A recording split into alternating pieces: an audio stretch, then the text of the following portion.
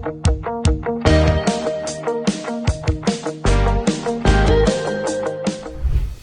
it's AI, tomorrow there is going to be quantum, and day after there is going to be another technology. The pace of technology is going so fast. So how do we develop human skills? The conversation had markedly moved away from technology to humans, and human skills, because I think a lot of customers, CEOs that we talk to are telling us that they're actually overwhelmed by technology right now. There's just too much technology out there. As we accelerate on the skills and learning for people, for citizens, this issue will get better over time. So next 12 to 18 months are going to be really important to kind of fix this gap.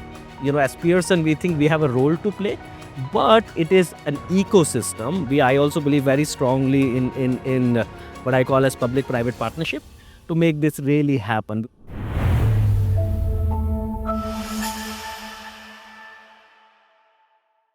As India charts its course towards becoming a developed economy, the one question that is on the top of the leadership agenda is how do we build a workforce that is resilient enough to absorb all the dynamic and emerging changes, from artificial intelligence to machine learning, automation, and emerging skill sets. The entire rule of the game is in fact changing. I have with me as my guest today Mr. Vishaal Gupta, India Chair and President, Enterprise Learning and Skills at Pearson. Thanks a lot, Vishal, for agreeing for this conversation. In fact, the first thing that I'd like to ask you is, amid the evolving landscape of skills, jobs, and in fact, I mentioned about how new and emerging technologies are actually changing the entire ecosystem. What are the new things that Pearson and you are basically trying your hands at globally as well as specifically in India? So firstly, Ashutosh, thank you for having me. So at Pearson, as you know, we are the world's largest learning and education company. And we think it's a very important obligation we have at the time when the global landscape is changing so dramatically, as you said, with AI and some of the emerging technology. So how can we create the skills of the future? Now, we are a company which operates in schools, in higher educational institutions, and in enterprise, which gives us a very unique vantage point to solve for this problem. So specifically, what we are doing globally is to really think about learning as a lifelong phenomena. So all the way from school to higher ed to enterprise. How do we provide people what we call as personalized learning? Because AI allows you to do that. So you should provide people learning experience which is based on their context, their capabilities, their journey in their own career. So that's a really important topic for us. We call it personalized learning. And secondly, how do you bring in learning, especially in the enterprise space, in what we call as the flow of work, right? So you should not necessarily be going to a classroom. You should learn while you are working. Another topic for us, which by the way is also very relevant for India, we call it early careers. The world is changing so rapidly, and one of the challenges which has come along is how do you create jobs, early stage jobs, and there is a lot of data which shows that there is a little bit of a threat for young people to get jobs. So how can we work with higher educational institutions to give relevant courses or programs which are industry relevant, they are job relevant, and similarly work with large employers to help them skill up young people? I think that's also a massive priority for us. Last but not the least, Pearson wants to lead in the space of innovation. And what that means is that everything we build, we want to build with an AI first mindset. India is a very large technology center for us. And I think as we build products, I would say India is fueling our innovation. So we have tremendous talent in India. Many products that we build today, India plays a very, very important role in that as well. Right. See, I mean, obviously, some very innovative solutions are to be found when it comes to creating jobs and creating that entire ecosystem. So, since you mentioned some of the initiatives that Pearson is taken, can you take us through what exactly or how exactly do these collaborations work in terms of entry-level jobs? How do you collaborate with the industries, with universities, with schools? I mean, on ground, what really happens and what kind of transformation is actually taking place? No, that's great. So if you think in the early career space, Ashutosh, so with the higher educational institutions, what we are really doing is we are looking at how do we help them design the right curriculum. Yeah. And that would mean curriculum not only around AI skills, and which is important, but then how do you extend them to industry skills? Because we believe knowing AI in itself is not enough. You need to apply it to an industry like a banking, healthcare, so on and so forth. So how do we kind of really help educational institutions design those programs, launch it with their students? That's one part. The other thing which we are doing a lot in higher education, and by the way also in enterprise, is how do we shape a program for what we call as human skills? And the whole concept of human skills is that today it's AI, tomorrow there is going to be quantum, and day after there is going to be another technology. The pace of technology is going so fast. So, how do we develop human skills like learning agility, like creativity, like critical thinking? So, we are also looking at designing those programs. So, on one side, we are doing this with higher educational institutions. We work with hundreds of universities in India, and on the other side, we are also working with some of the largest employers in India, particularly in the tech sector, really helping them shape these programs in from their context. So as people are coming in, they can assess those skills, they can take people through that learning, and hence delivering some of the business outcomes that they are looking for. Now it's a journey. We are not there yet. I think there's a lot to be solved for, but that's what we obsess about at Pearson. Right, right. So, Vishal, coming to some of the numbers, uh, while obviously these initiatives are great when it comes to the kind of collaboration that you are having, but I'd also like to take you to some of the numbers. So, there are some contradictions also. For example, data tells us that 42.6% of Indian graduates are considered employable. Yet, employability for AI and machine learning roles is actually higher at 46.1%. Now, is it that we are producing people with technical skills, but sort of workplace readiness, maybe falling short, or say there could be some issue with that. In fact, how do you see at look at this particular data? So the data is absolutely true. Now it looks like a contradiction, but the reality, Ashutosh, is that this is a profound challenge, particularly for a country like India. What's really going on is today in educational institutions, there is a lot of courses around AI, and what that enables people with essentially are technical skills, right?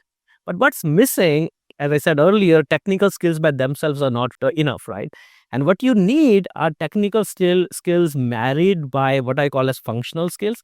So, for example, if you have AI skills, what does AI mean for sales? What does AI mean for customer services? What does AI mean for marketing? That's really important. And on the other side, what is equally important is also skills for industries, right? So AI for banking is very different for AI for healthcare, right? Now, this is the gap which has got created today. So there is obviously, technical skills coming out of universities, but doesn't lead necessarily to great employability because these young people don't have those skills. So it's a profound challenge that I think we can, as Pearson, we think we have a role to play, but it is an ecosystem. I also believe very strongly in what I call as public-private partnership to make this really happen, because you need, the policies of government needs to be at the right place. Educational institutions need to play a big role in that. And of course, employers or enterprises need to play a big role as well. And of course, Pearson can help glue this together, but I think we have to play the ecosystem through it. Correct, correct. Yet another data point. In fact, today, 63% of employers are saying that skill shortage is one of the biggest barrier to transformation. So it's not only about land, labor, and capital. Right. In fact, earlier also labor used to be an aspect of capital, but that was more in terms of availability of plain labor. Right. Now we are talking in terms of the adequate skills. The kind of knowledge economy aspect has also come in over here. How does, I mean, as a country and with the kind of support companies like Pearson provide, how will this ecosystem actually go forward and, move ahead from here? No, that's a great question, Ashutosh. So firstly, let me amplify your data point. Your data point is absolutely correct. In fact, there have been many reports which have been published which show that, one of the top three reasons why AI transformations don't succeed is the lack of skills, right? Pearson has a pretty strong presence, for example, at events like WEF in Davos. And this year in January, when I was there, what I found was that the conversation had markedly moved away from technology to humans, and human skills. Because I think a lot of customers, CEOs that we talk to are telling us that they're actually overwhelmed by technology right now. There's just too much technology out there, too much AI out there.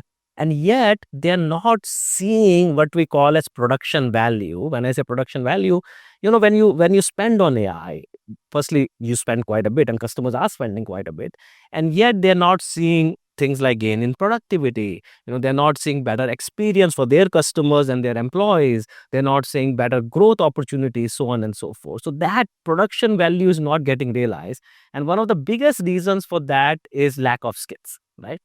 When we think about skills, Ashutosh, I think one more important point to keep in mind is, I think we speak a lot about technical skills, right?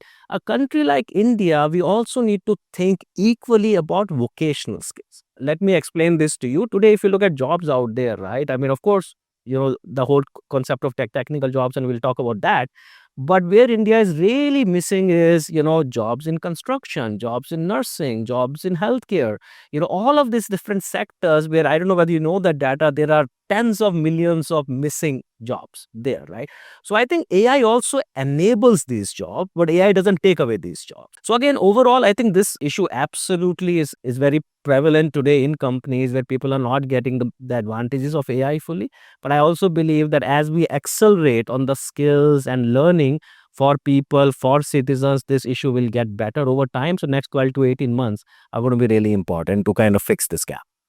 So, sir, we talked about the gaps being filled through the use of, through leveraging of AI. But one of the biggest concerns with AI is the biggest fear that AI will lead to job losses. And here also, in fact, I have brought a data point for you. A Mercer survey finds out that 99% of CEOs expect AI-driven job reductions within 2 years, with the junior roles being most vulnerable. Now, if the entry level jobs are being automated, how does the kind of the next generation, what's in store actually for the next generation? Again, another great question, Ashutosh. So there has been a lot of research on this, right? So there is this whole idea that a lot of jobs are going away, or are going to get, part of it is going to get automated, if you may. But there is also a lot of research about new jobs getting created, right? I mean, and I think, today there is a lot of focus on the first category of what jobs are going to go away, little less focus on the second category. I am more of the belief that very soon you will start seeing the creation of whole set of new jobs, right? For example, I'll give you an example. You need AI observability engineers. These jobs don't exist today. You need an AI ethics engineer, right? I mean, these are all literally entry level jobs, which today haven't come up, but they're going to come up in the next months, literally. I am pretty bullish that in the short term, people may think there is going to be job losses, but I do believe that even in the short to medium to long term, there are going to be more jobs created by AI than taken away by AI. Just that we need to change the shape of skills that people have, right? And this is again going back to the previous conversation. What kind of graduates are we producing? Do they have the skills for these new types of jobs? I think till the time we focus there and get people onto their lifelong learning journey, I think there is a lot of potential in AI. So while in the short term, I certainly agree. I mean, I talk to a lot of young people in Pearson and outside. There is a lot of fear. In fact, I'll tell you one more data point we had was last year I think in the US, there was a 13% reduction in entry level jobs. This kind of, but again, 13% reduction, which is massive, right? But again, we believe this is very much in the short run, right? As companies are looking at just the productivity part of AI or productivity gains part of AI, but AI has so much more to offer. And I think there's all these new jobs are coming up. So in the end, over a 5-year period, my belief is there are more jobs that's going to get created than going away. So that's my belief. Right. But sir, again, there is a small contradiction over here. In fact, there is a data which says that companies have in fact invested a lot on AI, but still only 27% of the executives believe that it is of some considerable value, and maybe they are not meeting the expectations. Right. How do you see this aspect of it? I mean, there is a lot of promise, Right. with the kind of AI interventions that are coming up. Right. Yet, this kind of experiences as well, that maybe some people are not seeing value. I mean, what's your perspective on this? No, this is so this data point is again true. 27% of companies today are seeing value. So there is a very large majority of companies who are not seeing the value, even though everybody is experimenting with AI, right? And again, the answer to that essentially lies in skills of people. And Ashutosh, it is not about technical skills. I think there's a lot of technical skills out there. I think it's really about skills of the business users in a company, right? So why should a chief commercial officer of a company and their organization benefit from AI, and how should they adopt AI? Or similarly, customer services or marketing. So there is a gap in that skill. There is also a certain amount of, let's say, fear or uncertainty in the mind of people. So I think we have to take people through that. Again, we call it the learning loop, right? I mean, the whole learning journey. Also, it involves unlearning some of the ways of doing things from the past, right? And which is not necessarily easy for people. So I think we have to give them the grace and the time to relearn and go through the learning journey all over again with AI. And I think it's fixable. It's not easy, but it's fixable. This 27% must go up to 90% and above. And I believe that in the next 12 to 18 months, with all the investments we make, not only by Pearson, but by so many companies out there, everybody is investing right now in skills and learning. I think you will see this number dramatically go up in the coming months and years. Let me ask you one thing. I mean, you've been working with companies across the globe and India as well. So, and you are assessing a large number of learners and workers over there. Right. What's your experience in terms of the new trends that you see, both overseas as well as in India? Yeah. So I think one trend which is actually quite mind blowing is how quickly the half lives of skills is shortening, Ashutosh, right? So what that really means is now Pearson assesses a lot of skills, as you know, right? What we are finding is that you may be good at something today, but that skill itself may become irrelevant in a few months. The cheese being moved. So Cheese has been moved, absolutely, and that is one data point which I think we always tell our customers.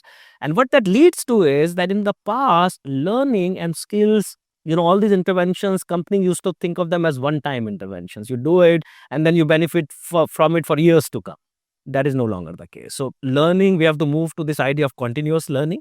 Learning has to be embedded into the very fabric, very culture of your company, right? And your leadership has to lead with learning. Only then you will fix this topic and make sure that people are constantly getting skilled and upskilled over and over and over again. I think in a lifetime, I believe, especially for young people, they will go through so much of transformation in their professional life as they continue to learn skills, as new and new areas emerge at a very, very crazy pace as we go forward.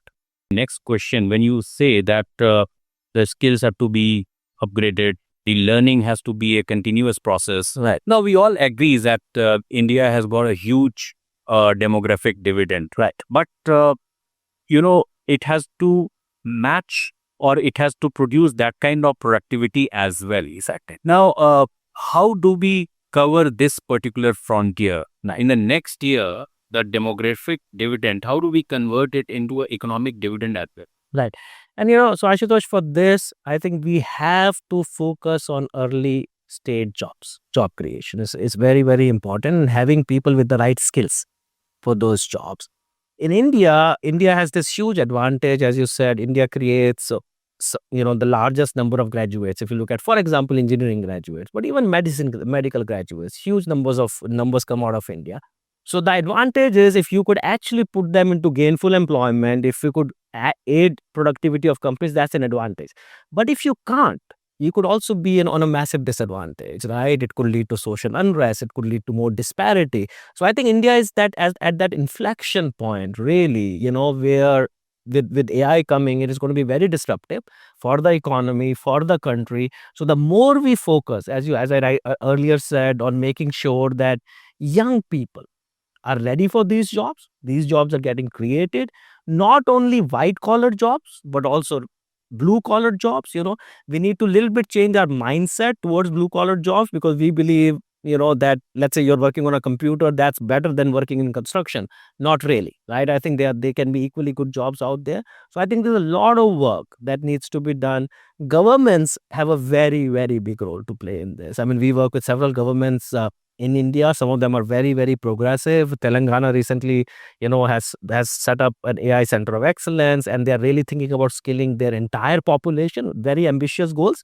But I think we need to really work with the government as well, because the reach of the government is unparalleled, right? So that becomes a really important part of the equation as well. So, before we conclude, let me quickly ask you. You have laid a lot of emphasis on entry level jobs, but how do we actually go about trading? Right? You've talked about working with the government, but if you could share some more granular details. Right. So there are two or three granular things I will say to this, right? So one of the things Pearson we do is we look at, on one side, in a company, right, what type of job redesign will happen in the future. So we are able to work with several organizations in telling them that these are the jobs of the future. Some of them they've never heard of, right? But we know, based on our research and data, these are the jobs coming up, and we name those jobs for those companies. So we do that work. And then the question we ask those companies or work with those companies is, how do you now skill your people? How do you skill people who are coming fresh into your companies for those jobs? And the same question then applies to educational institutions. I have to tell you this, Ashutosh, we find that enterprises move faster. Educational institutions move a bit slower, right? They take longer because they're also regulated, and it takes a long time for them to adjust to the new world. And I think, but however, some of them are doing very well. Some of the universities in India are also doing very well. So I think this gap that we need to fix only gets fixed if you work on both sides of the equation, and continue to work on it. Aim has to be Equilibrium and balance has to be. But I'm personally extremely bullish and optimistic about India. I think India has a huge opportunity. We have to get it right, and that's why I on this trip I'm meeting so many companies, I'm meeting so many government officials, and I'm inviting all of them to join us in this crusade. I think this is a massive mission, and this is not about just business. I think in Pearson we have a purpose. We say of helping people realize the life they imagine through learning. And we very genuinely, deeply believe in that, more in India than anywhere else. So I would invite every company out here to play their role in making sure that we are coming true to that notion of taking people through lifelong learning, and hence keeping them employable through their life. right. Coming to the last point, sir. Today, Pearson is investing heavily in assessment, verification, and intelligence skills. What are the next big frontiers? So there are two or three big frontiers going forward, right? First is in the space of assessments, right? One of the things we talk a lot about is ambient assessment. Ambient assessment essentially means that you get assessed while you're doing the work. So you actually never go through a formal assessment. So, as you're doing your work, AI is kind of, let's say, watching you, right? And it knows, for example, this interview, you could have AI watch it and could really tell you how well you did or how well I did, right? So, right. So I think there is an ambient piece there, which is not yet ready, but I think we believe that's one of the next frontiers that we will have, right? In terms of skills, again, skills are changing very, very fast, as I said. Now, one of the new set of skills we are already starting to see is quantum skills, right? So how do you already start investing in building some of those skills for the future?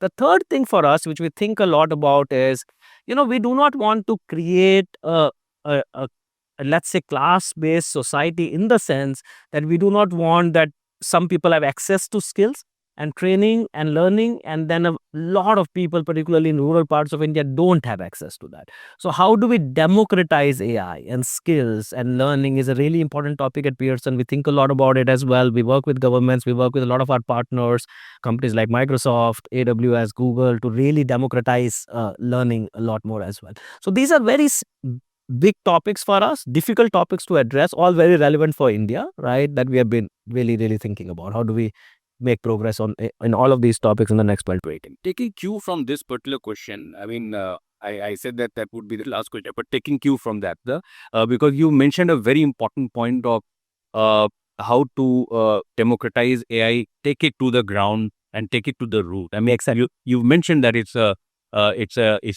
colossal thing, which thought is being applied. But initially, if I were to ask you, what are your experience and what is your perspective on it in terms of democratization of the AI? Yeah, so two or three things I would say to this. Firstly, what we are finding is talent exists everywhere, right? There is a lot of talent in rural India as well, right? when we Ashutosh talk about human skills and human capability, that I said things like learning agility, things like critical thinking, a lot of those skills also exist in those parts of India. So, so it is really about giving them access. And how do you give them access? I think this is where the role of schools is very important. And these, there are lots of public schools in these places as well. Now, many of them are not equipped with the right teachers. So one of the things we are working with, without naming the company, but a couple of technology companies, is how do we educate the educators or teachers, right? Because if you have the right teachers in these schools and these higher educational institutions, you will get better quality students coming out of it, and they will have all of those opportunities ahead of them. We are doing that. We are giving them access to technology, and this is another thing that, if you look at all the AI tools out there, how do you make sure that these AI tools are available to these kids as well at almost no cost if possible? I think that's the other thing. Government is also playing a very big role in that. How do you make that happen? And then, of course, how do you give them job opportunities, right? Because all of this works with the mindset that you need to be employable. I think that's a really important topic, especially people coming from those communities. So we are also thinking about that quite a bit. Again, early days, Ashutosh, but I do believe that we have a lot to do. And I am personally very bullish that I think, as I said, in the next 12 to 18 months, you'll see a lot of progress in this area in India. Well, on that note, thanks a lot for this wonderful conversation. Thank you, Ashutosh. It's been a pleasure. Thank you.